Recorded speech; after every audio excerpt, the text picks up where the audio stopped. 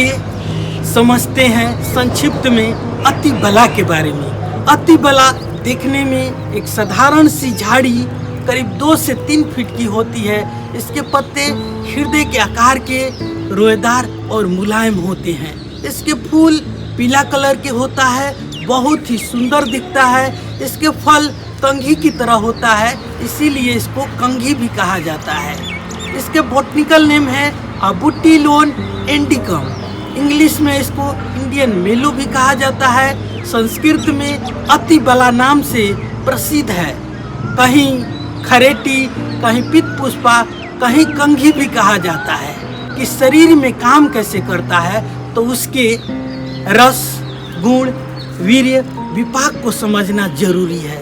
अति बला का रस मधुर होता है, इसीलिए शरीर को पोषण करता है। साथ में तिक्तपन भी है। यह शरीर में सूजन, विषाक्तता को नियंत्रित करती है। इसके गुण गुरु और स्निग्ध है। यह शरीर में स्थिरता और चिकनाहट लाता है, खासकर उन लोगों के लिए जिनके शरीर में ड्राइनेस, कमजोरी और वात बढ़ जाता है। जब किसी व्यक्ति को जोड़ों में दर्द होता है, खासकर गठिया अर्थराइटिस में, आयुर्वेद उसे वात विकार मानता है। वात का स्वभाव है सूखा, ठंडा, चलयमान।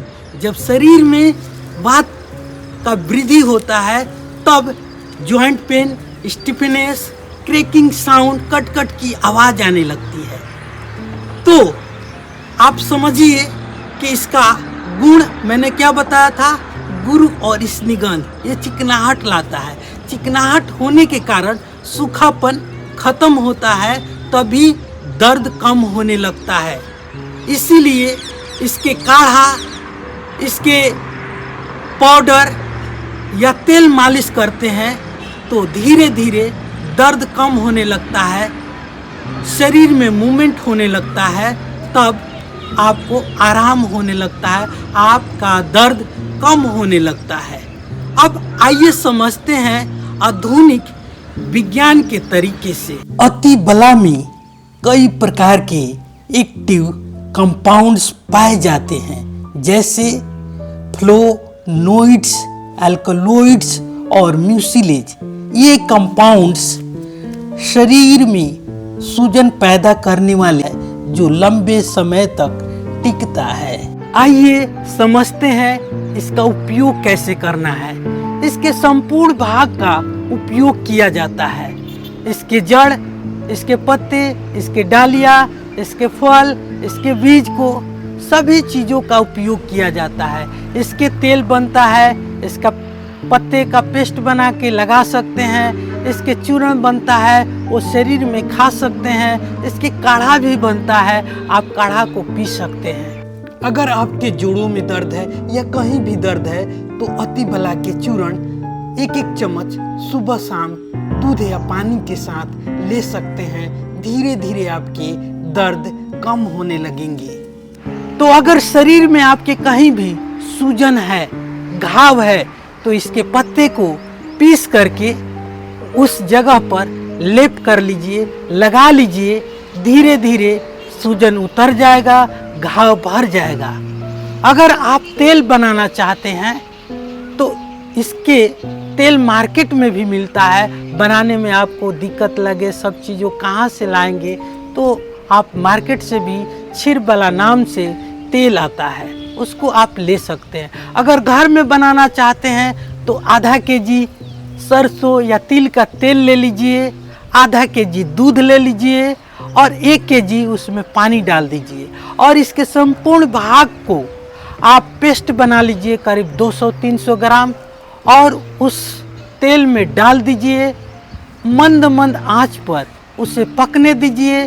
जब पकते पकते पूरा दूध और पानी जल जाए, सिर्फ तेल बच जाए, उसमें देख लीजिए किसी बर्तन से डाल करके चम्मच से कि वो एकदम नीचे बैठ गया है, सिर्फ तेल बचा है, उसका फेन सब शांत हो गया है, तो उसको छान करके आप कांच के बोतल में रख लीजिए और प्रतिदिन उसको मालिश कीजिए और इससे आपका धीरे धीरे दर्द ठीक हो जाएगा। प्रतिदिन मालिश कीजिए हल्के हल्के हाथों से।